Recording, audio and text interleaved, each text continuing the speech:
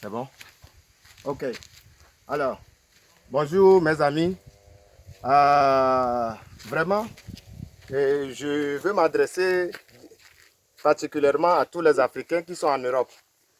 Alors, rester en Europe, ça ne veut pas dire que vous oubliez les réalités de l'Afrique. Est-ce que vous me voyez? C'est ça que les gens font chaque jour. Plus de 90% sont dans ce secteur-là. Ça, les maçons, les Zemi-Djaman. C'est-à-dire, quand on parle de Zemi-Djaman, chez nous, c'est les gens qui roulent taxi-moto avant de manger.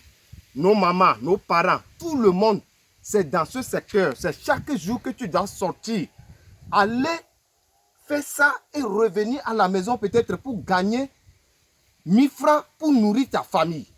Si vous pensez que les mesures drastiques de l'Europe, c'est bon pour toute l'humanité pour pouvoir tuer coronavirus, vous devez penser 2 fois sur ce que vous envoyez sur les nets et ce que vous publiez et les décisions que vous demandez à nos États de prendre. Ces décisions-là ne sont pas des décisions pour les Africains. Alors, mes parents qui sont dans des villages, et c'est le moment même d'aller au champ cultiver, maintenant vous voulez arrêter. Disons que tout le monde doit appliquer les mêmes mesures que les Européens, les Chinois, ils ont pris pour pouvoir vaincre le coronavirus. Donc tout le monde doit être dans le même sens. Ce n'est pas normal. Le secteur tertiaire en Afrique, c'est ça qui prévaut sur tout. On ne connaît même pas combien nous sommes en Afrique. Ok.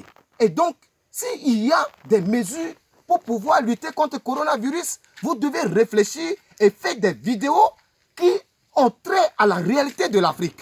Alors, fermer un marché en Afrique, c'est tuer toute la population. Ça, tout le monde va mourir plus que ce que le virus va faire. Alors, ça, je ne le dis pas parce que je veux que les gens participent ou bien sont des vecteurs de la maladie. Mais je publie cela pour que les mesures que les Africains doivent prendre doivent être étudiées chez eux et décider des choses concrètes pour les Africains. Alors, il est temps que nous réfléchissons et nous devons laisser tout ce qui est de l'Europe. Chaque fois, on copie, on vient coller sans réfléchir sur ce que nous sommes en train de faire. Alors là, vous pensez qu'on peut fermer les marchés en Afrique? Est-ce que les marchés en Afrique sont comme les marchés européens? Est-ce qu'il y a combien de supermarchés? Vous pensez que les maniocs, on va aller déterrer les maniocs pour venir mettre dans le frigo? C'est ça que vous voulez dire? Et combien de personnes qui sont dans une pièce et qui cuisinent dehors parce qu'ils vivent dans les cours communes? Vous voulez les fermer où?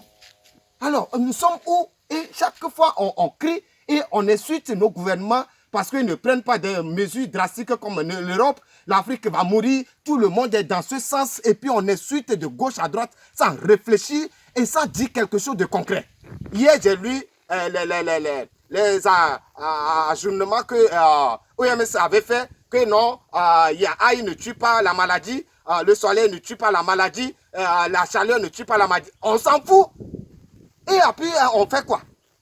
Qu'est-ce que OMS, pour le moment, il dit comme message d'espoir pour la population à l'avenir? Alors, ce n'est pas chaque jour on nous tue psychologiquement et puis on va rester dans le sens là. Alors, nous devons comprendre qu'en Afrique, il faut étudier d'autres mesures. Ce que nous pouvons faire pour qu'on ne va pas tuer ni la population, mais essayer de trouver des moyens pour contrecarrer la maladie.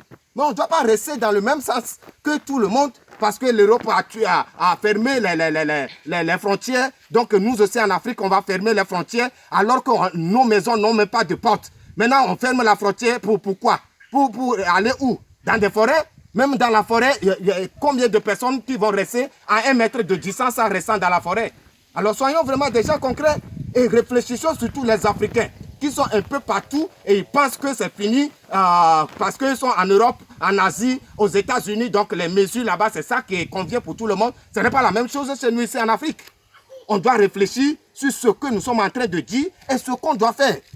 On ne peut pas fermer les marchés, on ne peut pas fermer les boutiques. Chez nous, ici, ça n'existe pas. On ne peut pas renvoyer les gens de rester à la maison parce que la population, ils mangent journalièrement. Donc, c'est ce qu'ils gagnent, c'est ça qu'ils mangent. Donc, il n'y a pas de gouvernement en Afrique qui va nous dire il connaît 100%